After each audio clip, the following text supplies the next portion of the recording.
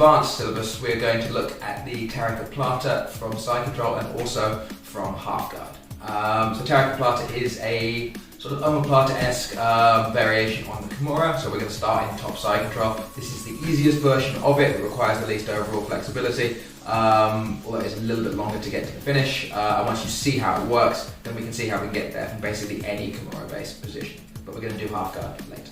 So we're going to start in top side control here with a standard Kimura start attack. So I'm going to get myself here, usually block the hip, and we're going looking for this arm. Again, there's lots of different ways to end up here, but the standard is getting some kind of hook around here. Usually when we start in 3/4 side control, where I am now, it's a little bit over the shoulder. So we're going to trap this. Some guys will grab the collar, some guys will grab the belt. My aim is to turn her onto her side. So I'm going to walk around her head a little bit, and I'm going to drive this shoulder upwards, keeping this hand on the floor to prevent her from changing the angle too much. So I'm going to push forwards to here, hand is still trapped here. Lean forwards, boom, bring the head out, catch the Kimura from here.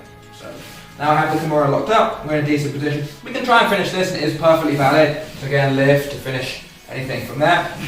But again, this is a variation. From here we don't need it as much as we will from bottom position, but again, it's a good way to see how the whole mechanics work. So, we can do various things. We can grab hold, some guys will grab hold of belt and stuff here. You can grab your own collar. But the main aim here is I want to take my left leg up and I'm going to step it over her forearm here. So the back of my calf goes here, which will trap her hand inside. You won't see it easily from this angle, but we'll show it the other way later. So I want to take my left leg up and over here and bring it around to here. So the hand is trapped. My hand here will now go onto my thigh. Generally, again, you can use it on the collar to begin with. It will need to be on the thigh later, and that will get me to this position. If we want to just try and finish it directly from here, without falling, then we can basically sit down a little bit on it, face my right leg up, and just sit through until we get attacked from there. A lot of the time, though, because of the entry, my weight is going to be very heavy on my left side, so I'm much more likely to fall over first, which will put me in bottom position here. So if I come down here, arm is still trapped, so we still have all this control, hand is still set here, and we're going to get to here. If I do end up in bottom, I'm usually going to keep my hand grabbing hold of the pants here somewhere, maybe a little bit lower depending. This is just to help control her roll during this whole motion. So my leg is going to be overhead a little bit, and I'm going to start turning to this side, putting pressure on the shoulder, forcing her to roll, but controlling it with my left hand.